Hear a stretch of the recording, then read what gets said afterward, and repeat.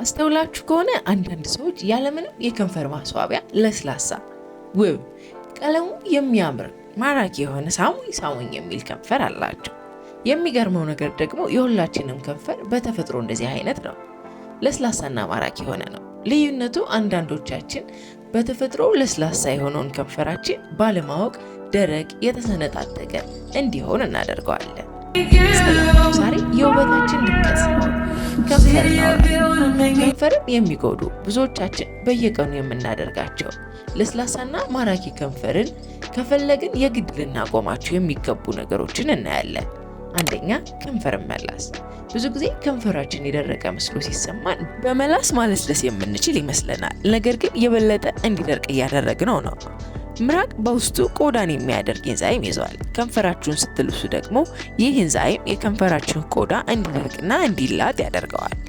ከንፈራችሁ ሲደርቅ ከመላስ ይልቅ የከንፈር ማለስለሻዎችን መጠቀም ያስፈልጋል።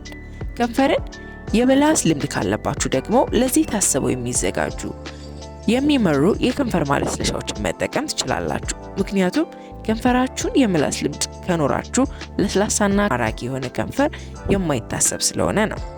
ሁለተኛ፣ ከመጠን በላይ ኤክስፎሌት ማድረግ።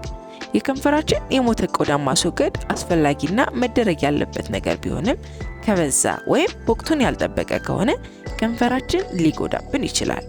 የከንፈርን የሞተ ቆዳ ማስወገድ አላስፈላጊ የሆነውን የላይኛውን የሞተ ቆዳ በማንሳት ከንፈራችሁ ውብ፣ ለስላሳና ቀለሙ የተስተካከለ እንዲሆን ያደርገዋል።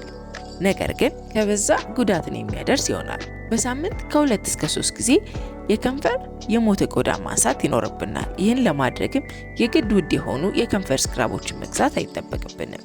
በቤታችን ውስጥ ማርና ስኳርን በመጠቀም ማዘጋጀት እንችላለን። ማወቅ ያለባችሁ ነገር ስክራብን መጠቀም ከንፈርን ለስላሳ ለማድረግ ብቻ ሳይሆን የጠቆረ ከንፈርን ለማቅላትም እንደሚያስችለን ነው። ሶስተኛ፣ የምትጠቀሟቸው ምርቶች። ከንፈራችን ለማሳመር የምንጠቀማቸው ማሳቢያዎች፣ ሊፕስቲኮች እና ሜካፖች ከንፈርን ሊጎዱ ይችላሉ። ምርቶችን ከመጠቀማችን በፊትም በውስጣቸው ያሏቸውን ይዘቶች ማወቅ ያስፈልገናል። ስትጠቀሙት ከንፈራችሁን የሚያደርቅ እንዲላጥና እንዲሰነጠቅ የሚያደርግ ከሆነ ማቆም ያስፈልጋል። አራተኛ፣ የከንፈር እንክብካቤን ችላ ማለት። ከንፈራችን እንደ ፊታችን እንደ ፀጉራችን ሁሉ እንክብካቤን ይፈልጋል። ምክንያቱም እንክብካቤ ካላገኘ በቀላሉ የሚደርቅ፣ የሚላጥና የሚሰነጣጠቅ፣ የሚጠቁር ይሆናል። የግድ ቅንጡ የሆኑ የከንፈር መንከባከቢያዎችን ያስፈልጋል ማለት አይደለም። ነገር ግን ከመኝታ በፊት ወዝን ቆልፎ ለመያዝ የሚያስችሉ የከንፈር ማለስለሻዎችን፣ ቫዝሊንን ወይም የኮኮናት ዘይትን መጠቀም፣ የከንፈር ስክራብን በሳምንት ከ2 እስከ 3 ጊዜ መጠቀም፣ ከተጠቀምን በኋላ ደግሞ ማለስለሻዎችን መቀባት።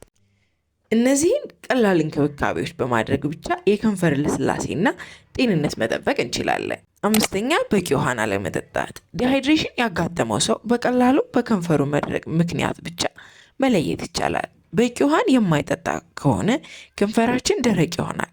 ስለዚህም በቂ ውሃን መጠጣት አስፈላጊ ነው። አብራችሁ ስለቆያችሁ በእጅጉ አመሰግናለሁ። በቀጣይ እንሰራላችሁ የምትፈልጉት ማንኛውም ነገር ካለ ኮሜንት አድርጉልኝ። ድጋሚ እስከምንገናኝ ሰላም ቆዩ።